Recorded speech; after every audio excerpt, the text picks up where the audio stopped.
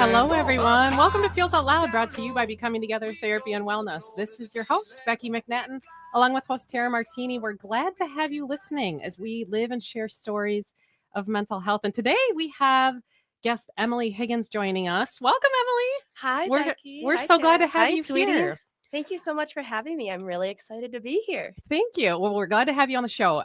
So often we hear as therapists that there aren't words. We hear this quote, there aren't words. And although I love words and very much enjoy immersing in them, I definitely respect that there are times when words fall pretty short. And definitely also there are mental health needs for individuals who don't have language capacity. We've been super excited to have you on the show since you are a dance movement therapist. And likely, I'm thinking there are many listeners who have not even heard of this kind of therapeutic modality before. Mm-hmm. So before we jump into the specifics on dance movement therapy, tell us a little bit about you, Emily. Sure. I am a licensed professional clinical counselor and a registered dance movement therapist. I did grow up in Wisconsin, but I found myself in the fabulous state of 10,000 lakes, and I love it here. With my free time, I do love to cook, paint, and travel, and of course, dance. I grew up a dancer, so that's actually what led me to wanting to pursue dance movement therapy. What a great way to integrate some loves for you. Mm-hmm. Oh, yes. Tell us what dance movement therapy is and what a dance movement therapist does. Yes, I can definitely talk about that. Dance movement therapy is the use of movement to promote emotional, social, cognitive, and physical integration for an individual for the purpose of improving their health and well-being. Okay. Mm-hmm. So dance movement therapy, you kind of mentioned this, people might not have ever heard about it before. And that is actually pretty common because dance movement therapy falls under the expressive creative arts therapy umbrella. Okay. And technically dance movement therapy is one of the newer modalities under that umbrella. So that umbrella includes dance, music, art, drama, and poetry therapy. So there may not be a lot of you out there. Yeah, there's a small pool of us. That's pretty amazing. Yeah, it's small, but it's growing. So, that's a good thing. What does a dance movement therapist do? I think I have the best job in the world. But a dance movement therapist, we use movement to observe, assess, and provide interventions for clients through movement. So. And how do you decide what the interventions might be? Ooh, that is a really good question. And I knew you were going to ask that. So when I am working with a client and we are in the movement space, I am looking at 4 different things. Okay. I'm looking at the function of their movement, how they communicate through their movement, developmental patterns, how their body actually moves. Okay. And then lastly, how they express themselves through their movement. So with those 4 kind of things in mind, when I am working with a client, I'm really observing them and watching them. And I am giving verbal cues as well. But I'm just really assessing their body, seeing if something looks like it's, maybe being held in a certain part of their body, or they might do a certain gesture, a certain action. And I might just, as they're moving and we've kind of built this relationship, like, what was that for you? Okay, so you're asking questions maybe while they're moving. Sometimes, yes. Okay. Yeah, or sometimes prompting, or sometimes there's not a whole lot of talk happening and the client is just experiencing and moving. Okay. So it is very person-centered in the fact that you are really trying to meet the client where they're at and just seeing what their body is going to do that day. Okay. So do you typically start before you do the actual dance and movement therapy? Do you start with talk therapy and kind of building that relationship before, or how does it? Let's find out after the break. Pause there. Yeah, it's a great discussion and super important to explore. Yes. So table that. Right now, we're going to take a short commercial break, but stay tuned as we talk through more specifics around dance movement therapy and how this can be a helpful tool in your life. Thank you for tuning in to Feels Out Loud. We will be right back. You gotta find the people. Right? Okay, welcome back to Feels Out Loud, brought to you by Becoming Together Therapy and Wellness. I am Tara Martini along with Becky McNattin. Let's get right back to our discussion about dance movement therapy with the incredible Emily. So, right before the commercial break, I asked you a question about whether you simply just jump into the actual dance and movement therapy interventions, or do you start with talk therapy and kind of building that relationship? That is a great question. Typically, we do start with talk therapy and start building that therapeutic relationship. As we know, the body, that's a very vulnerable place to go, For right? sure. Yeah. Yep. So definitely building that therapeutic relationship is important. I will say, however, it does also depend on the readiness of the client. So, for example, I have done work in the past with people who have had movement backgrounds. Not that you need to have a movement background to do dance movement therapy, but I have. So, for example, those individuals may have been more ready to jump into Okay. actually moving Got it. and utilizing movement as a Right. therapeutic intervention. And maybe came in actually looking for that specific. Exactly. So Right. they're coming in Yes. with the anticipation of, yeah, we're that's gonna what I'm gonna move and do. this is what we're gonna do. And usually with those individuals, we'll still do more talking in the beginning, Mhm. those first few sessions and stuff, just to kind of gain a sense of just where they're at, their history of things. Right. And building rapport. Yeah. So it's really dependent on the client, but typically we do talk and build that relationship first. So, Emily, we talk in clinical work about how emotions can be stored in our body. And a few weeks ago on the show, actually, we did a whole show on the physical impact of unprocessed emotions. There's a quote by Tina Urfer, who we are resides not just in our minds, but in our bodies. Through dance movement therapy, we become more of who we really are. So I'll say it one more time. Who we are resides not just in our minds, but in our bodies. Through dance movement therapy, we become more of who we really are. What would you say about this quote? Oh, I do love that quote. And I completely agree that it is an integration of our mind and body. So a lot of the time, I think we as humans, and maybe this has my own bias to it, I feel like we separate our mind and body. Yeah. And we kind of think of them as almost like a head versus heart type Right. of saying. Mhm. But in reality, the mind and body are inseparable. So therefore, they are interconnected. And because this connection exists, changes in the body can reflect changes in the mind and vice versa. Oh, Wow. yeah. That makes So- total sense. Yeah, so it's like if we can find ways to connect our mind and body and have them actually talk and have a conversation, the more we can feel more integrated and authentic as a person. And as we talked about in that show a few weeks ago, we may process stored emotions that you likely see with frequency as a dance movement therapist, how it's been a tool for us to disconnect mind and body because we're trying to not feel those feels, and we're putting them somewhere in our bodies. And so it can be quite a process to connect them. Scary because we maybe don't even know what we've stored. But what we get at is an actual processing. One way of processing we talked about a few weeks ago, it is the utilization of movement and then we're releasing what's been stored, which is really cool. Well, and it's interesting. You said something very important there is that disconnection of the mind and body is a protective factor. It's a way that we protect ourselves as human beings.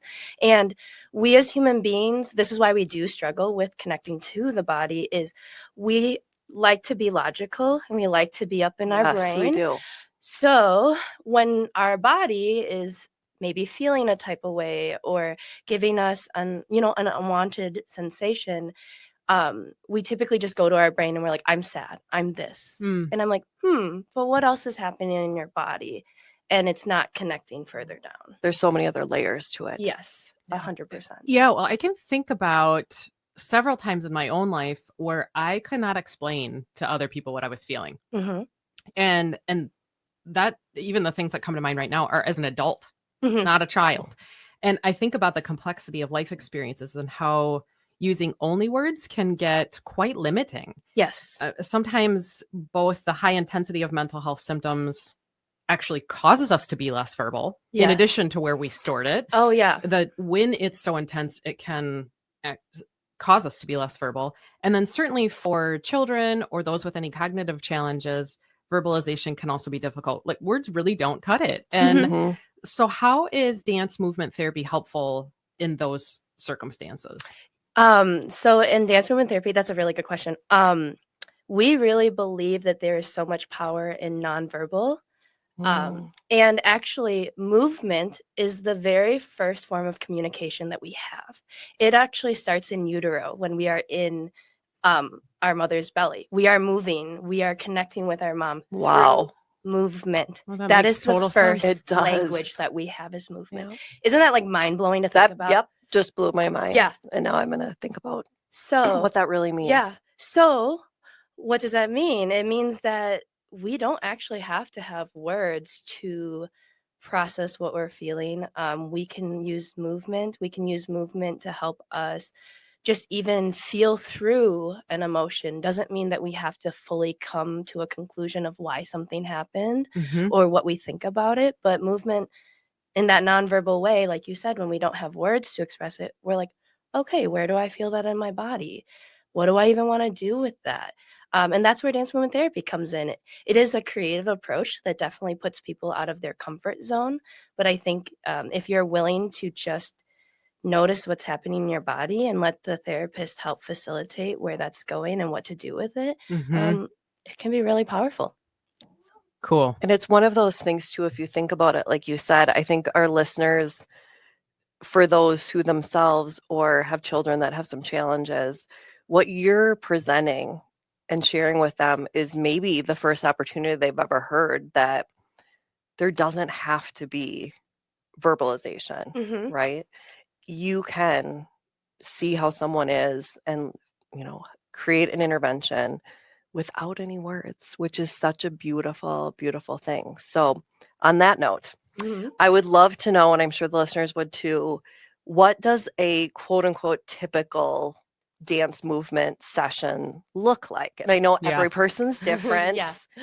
but just kind of like in general. Yeah, I can definitely speak on that. And you hit it right on the head, Tara. It will be individualized to each client or person that comes into the movement space.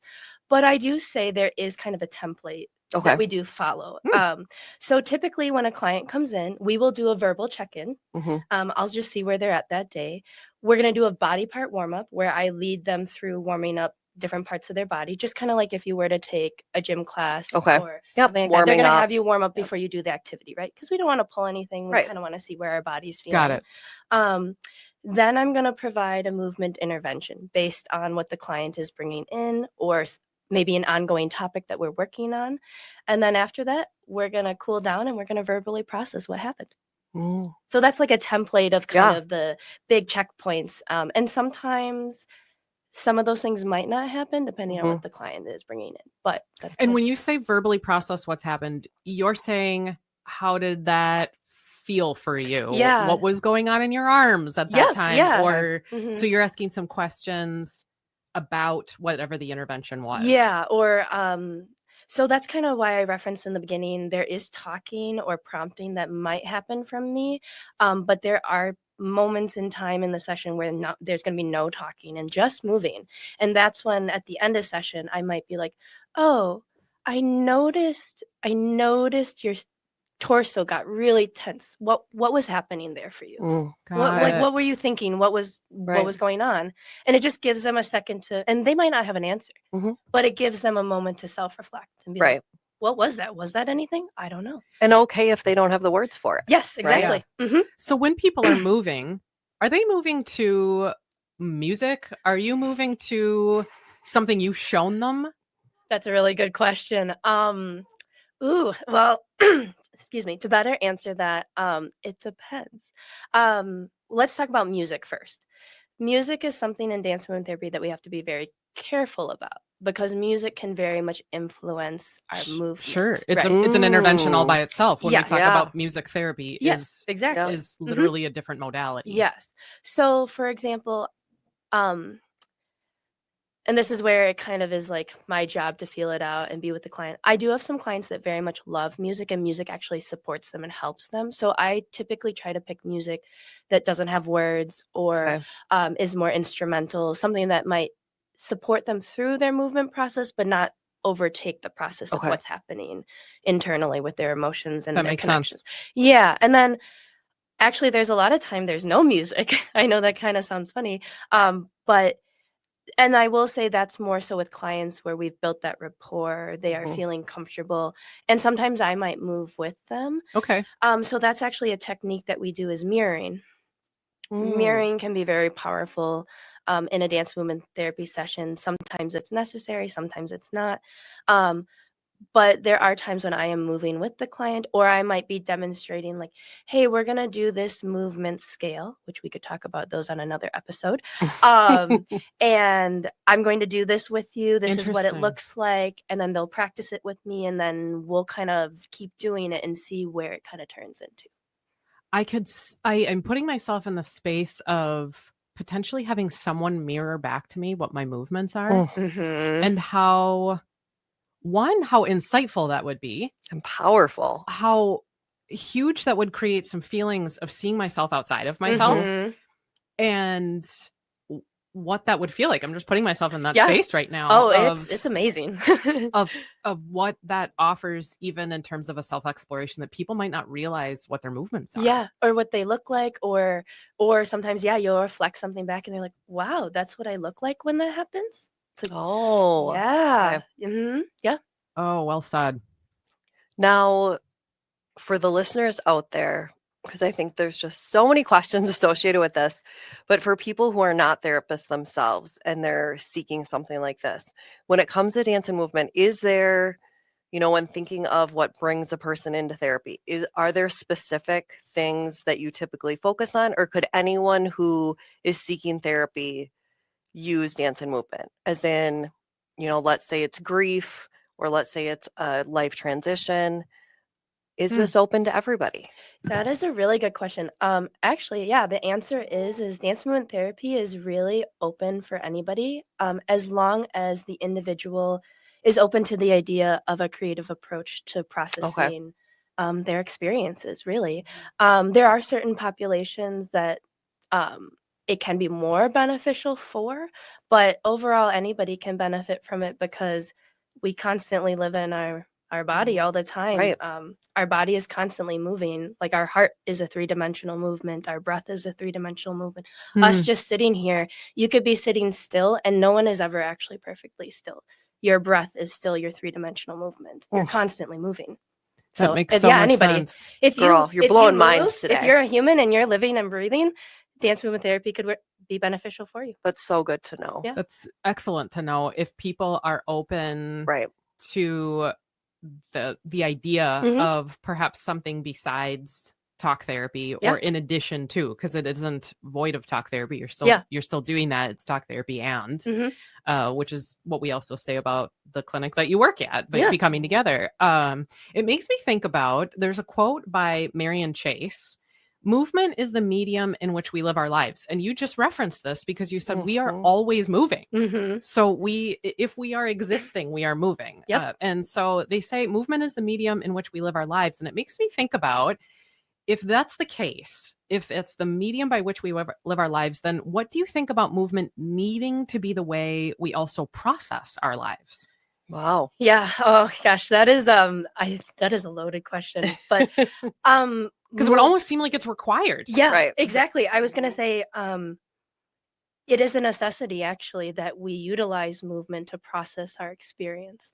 A lot of the time though, I think we live in a society where we don't talk about that. We talk about movement as like fitness or like, we're going to move to feel better. Right. But it's like, oh, we actually need to look at movement to help us understand our triggers, patterns of living, how we interact with other people. It's all through movement. Yeah. So yeah, we need it. Absolutely. Because it would leave me thinking that processing, if that is verbal only, we leave the processing in a cerebral place then. Yep. And we don't bring it down. If movement is the way we live our lives, we're completely missing an entire sector of something if we're keeping it only in a head-based space. Yeah, and actually it's interesting you talk about that because I think about it in this kind of way. And sometimes when I work with my clients is it's like the thought or the feeling or the experience starts up in their mind.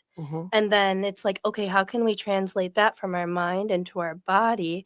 And as we know, when we are trying to repattern ourselves, a lot of it comes to what are we then doing with the information we have to then try to do something different in our bodies and with our bodies. Got it. So yeah, exactly that. If we leave it in our mind, it almost stops there. And then it's like the thought is there, but we haven't finished the sentence. That makes I love that. Yeah. Yeah. That's really So good. it's like the thought is there. Yeah, and it's good. The nugget is there. Yep. But then we have to do something with that. And if we don't do something different with that, Right. change is not going to happen. Right. Mhm. It's fascinating how you're approaching it, because now you have both of us just our minds blowing, going, wow, movement is essential, Yeah. right, in life.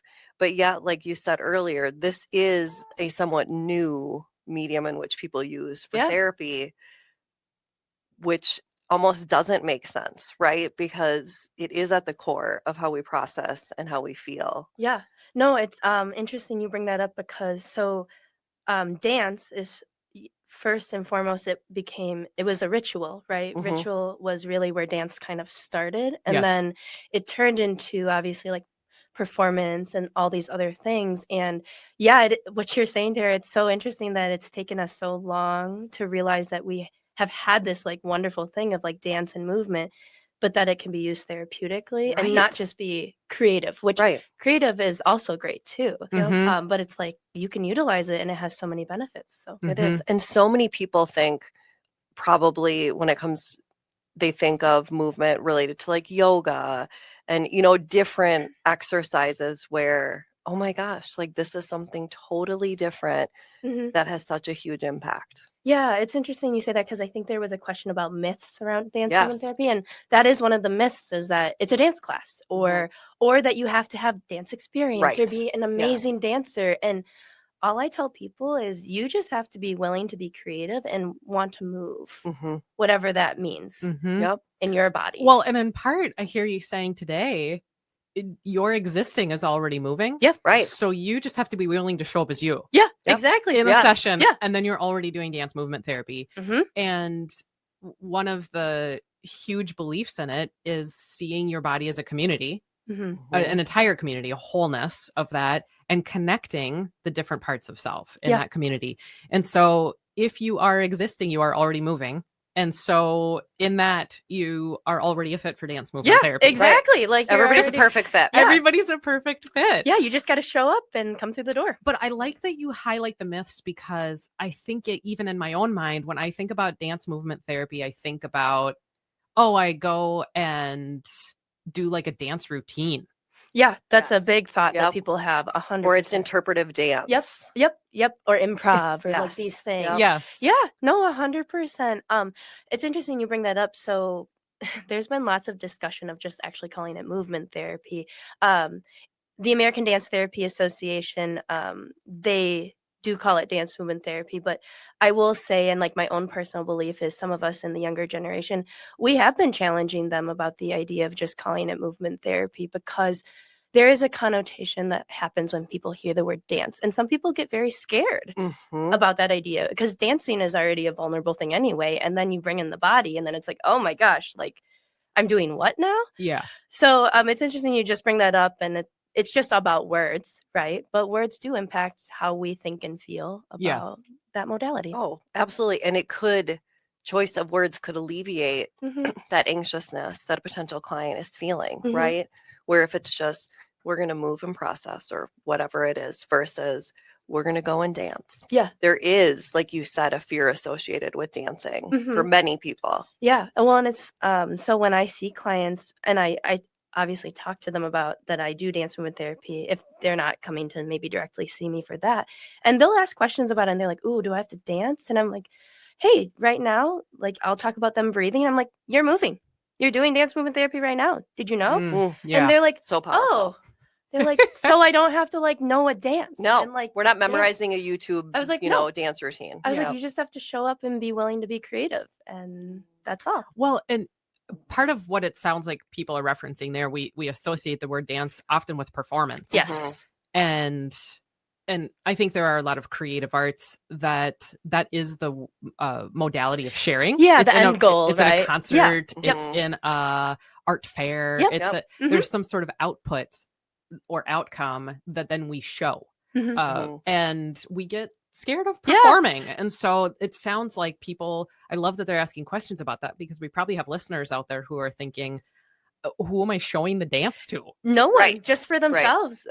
This is space for themselves. And yes, I'm a witness in that, but they don't actually do it. Are for there anybody. ways, or do families and groups do this together? Is dance movement therapy a thing that you only do with individuals? No, dance movement therapy can be for individuals, can be for couples, can be for groups.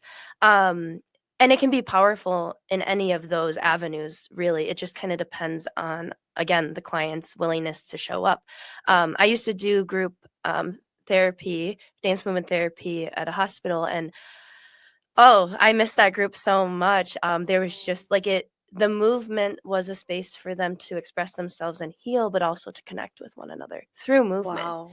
In such an isolating environment, right? At the hospital, where they probably feel really alone. Yeah. And this group, for example, was a reoccurring group. So a lot of times when we do group dance movement therapy, it's ideal to have reoccurring groups. You don't have to, though. Like I've done, little mini sessions and come into a group and, just taught them the basics of what dance movement therapy is and guide them through an experiential. But with this group that I'm referencing, it was a reoccurring group. So it just made it even more special that these individuals had almost like, their own little dance movement therapy pod where they could come once a week on Wednesday and move with me and another registered licensed dance movement therapist. Wow. So what kinds of ways would they connect via movement? Yeah. We did a lot of meaning open movement. So this is a good example of this group was meeting for quite some time. So that trust was already built. And the comfort And trust was there. So because of that, me and the other facilitator, we would kind of give maybe some verbal prompts or things based on what we were seeing from the group in general. So here's a good example. There was one day we were doing the body part warm up. And once that was over, someone started snapping. And then someone else started clapping. And then they just started creating a rhythm together. Oh my gosh, and just totally impromptu. Yep, impromptu. And we, of course, encouraged that. We Yeah. heard the snapping, we heard the clapping, and then I started stomping my feet let's keep Oh. going with this. Yeah. Let's see what happens. And they created a full embodied jam band through my movement. goodness. And they all just built off of one another. And that was our whole session. Wow. And And no talking. No talking. No. Wow. It just took maybe me or the other therapist initially to be like, let's keep going with this. Yeah. Right. Just to encourage what was Well, happening. and it's giving them permission in a way of So we just found rhythms in our body and created a band together through that. And that was our whole session for the hour. And how did they leave that session versus how they came in? When they debriefed, everyone was like, yeah, I just feel so much better. They got to connect with one another. They were laughing and giggling. They got to, rhythms are grounding, by the way. So if you're ever feeling ungrounded, put on a song and listen to just the rhythm or try to embody the rhythm. It's a great tidbit. Yeah, they felt better. They definitely felt better than when they came in. So that's amazing. All without saying a word. All without saying a word other than their name, how they were doing that day, and then what they thought at the end. That's incredible. Yep. It makes me want to try it. Oh, I'm already I need to do a little observation. Yeah, we could have some more sign up for sessions. dance therapy. I mean, this is just so incredible. And so for what you've shared today, again, for people who before you came on the show had no idea what dance and movement therapy was, is there one thing where you're like, oh, I wish I could have said that to everybody that you think is important to share?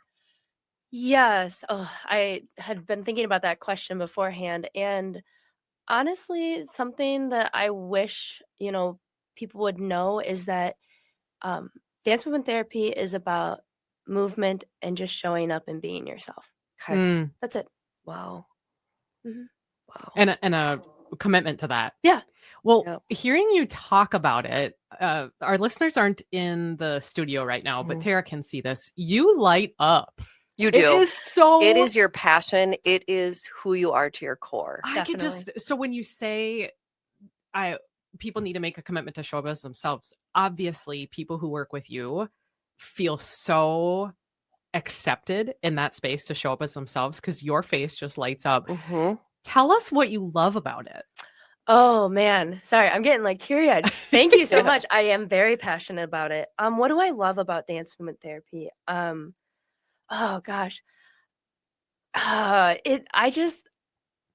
love how it allows an individual to just be creative, and it can allow them to make connections with themselves or even with others in such a like internal way that, again, words don't cut it for. And Mm-hmm. because of that, I know I'm going to describe it in this way. It's very magical in the sense of like, I don't know. It's just, that's what I love about it is you can literally sometimes see the shift in the person. Like Wow. when I'm observing them, I can that's what I love about it is I can see that shift happening, or that like, oh, that's that feeling. And like, they're not saying it, but I'm like, okay, Right.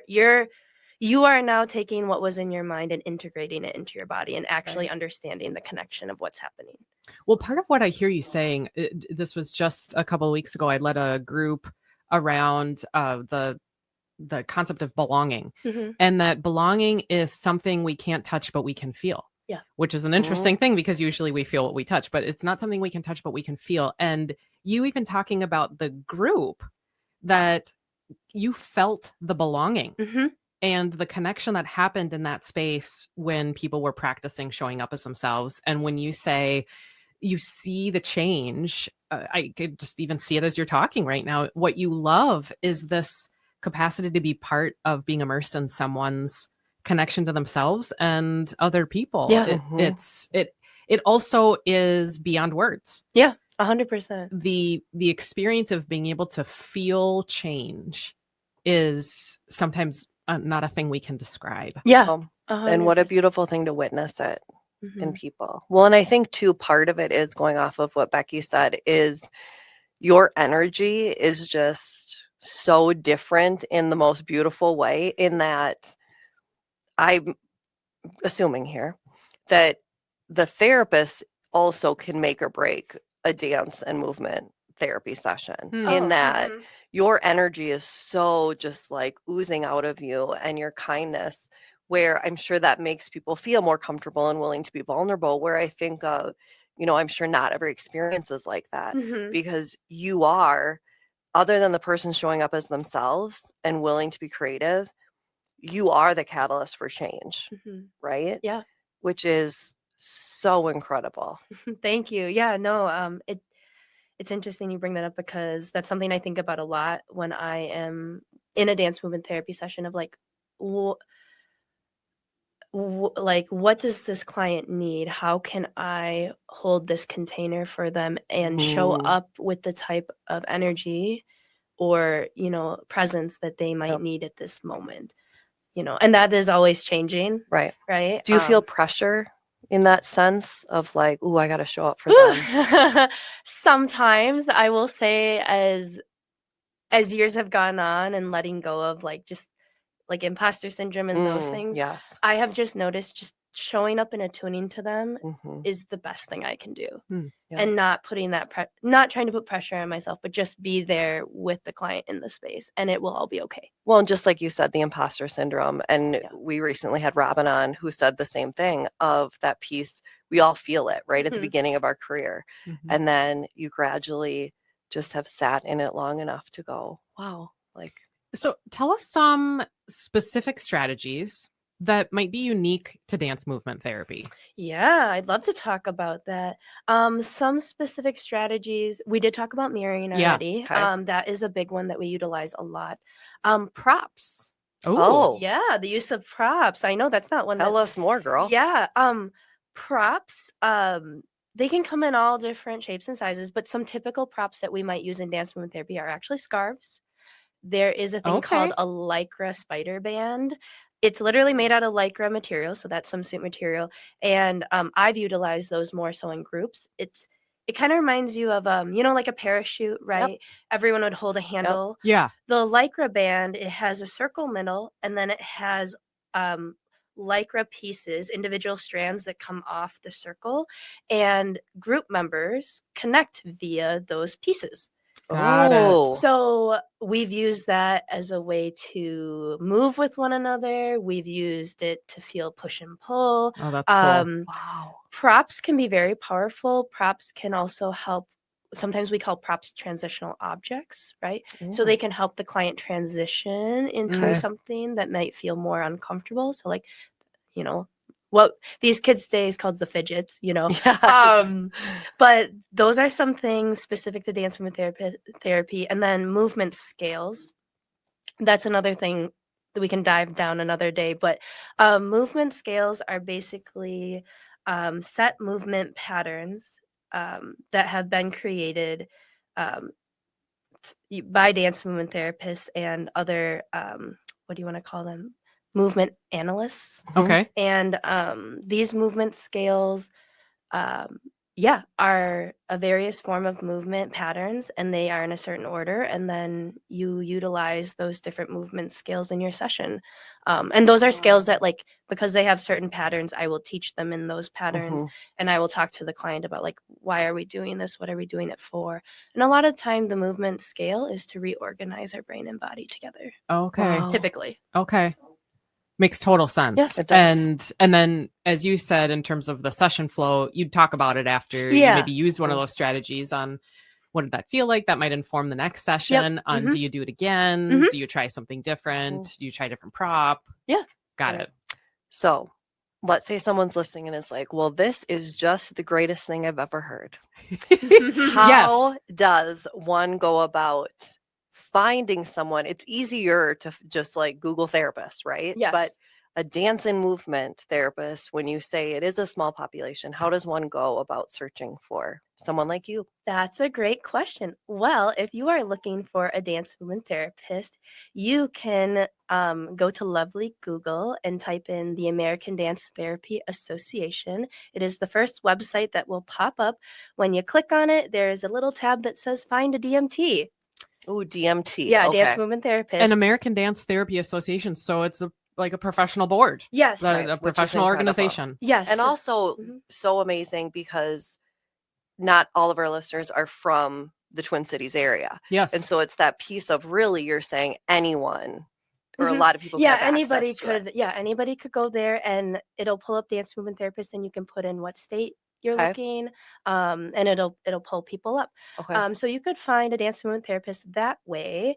If you are specifically in Minnesota and you are looking, you want to narrow down your search a little bit more, I am the chapter president for the Minnesota Of course chapter. you are. So you could find us on Instagram at MNADTA, and you can send me a direct message and I will certainly answer any questions you does have. every dance movement therapist then get put on like a registry of sorts? Yeah, so we're all on the registry. There are registered dance movement therapists and board certified. The only difference is board certified, you can provide supervision. Okay. But yeah, we are all on that list, and you can find us and see where you want to go. Because you all went to school for this thing. You have a degree in this thing. And so for our listeners to know, people who are dance movement therapists are people who get a degree in being able to do clinical work therapeutic work that would bill to insurance.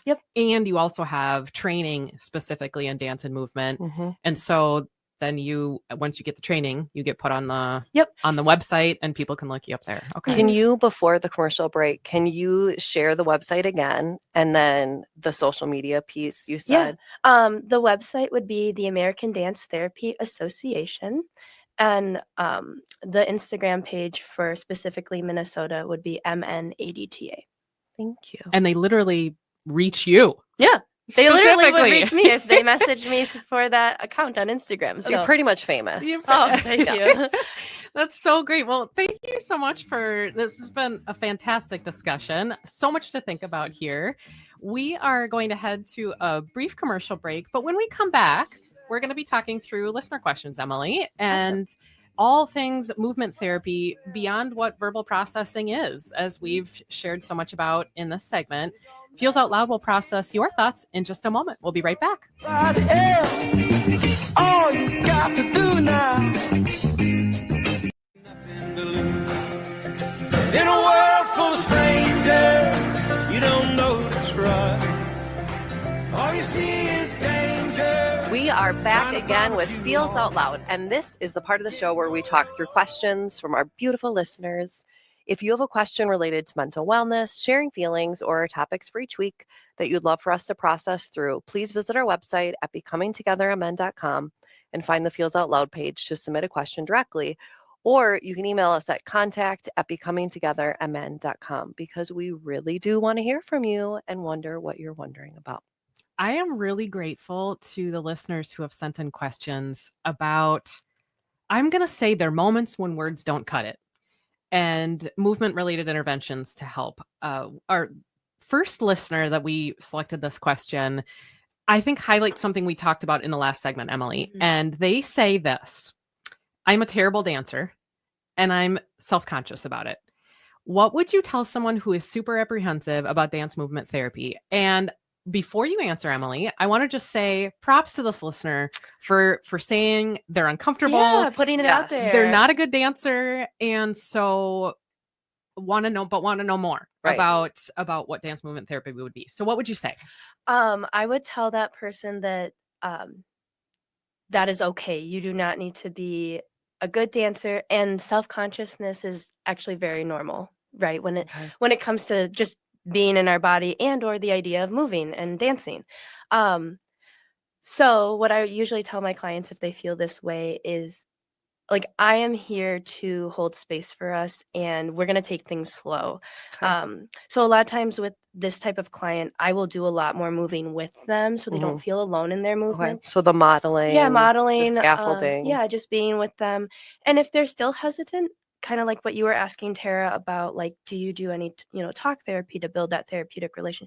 We might spend more time talking Okay. Mhm. until they feel comfortable. Or Right. we might do, for example, I call them mini movement interventions in my office where we're still talking. And then I'll be like, hey, like, since we're warming up to the idea of dance movement therapy, let's tap into, like, what just happened. I saw you shift a bunch. Like, let's maybe do a little mini something with that. Mhm. So that's like a way to dip their toes in, and we definitely would not dive in head first. Right. Well, and you mentioned this in the last segment, that perhaps one way for this listener to even think about it is less dance, more movement. Yeah.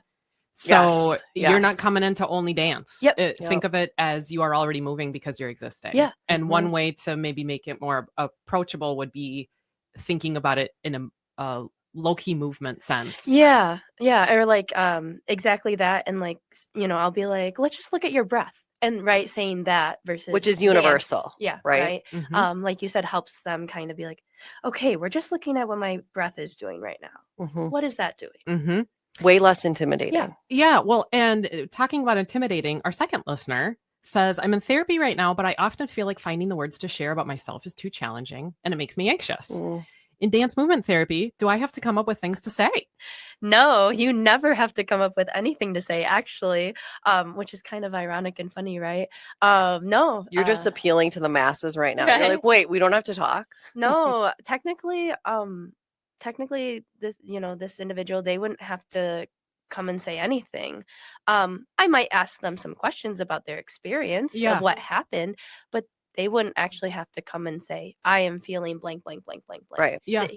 I might just be like, what's going on in your body? Does any part feel uncomfortable? Like, are you holding anything anywhere? And they just have to answer, and if they don't know, we'll talk about that. Right. Right.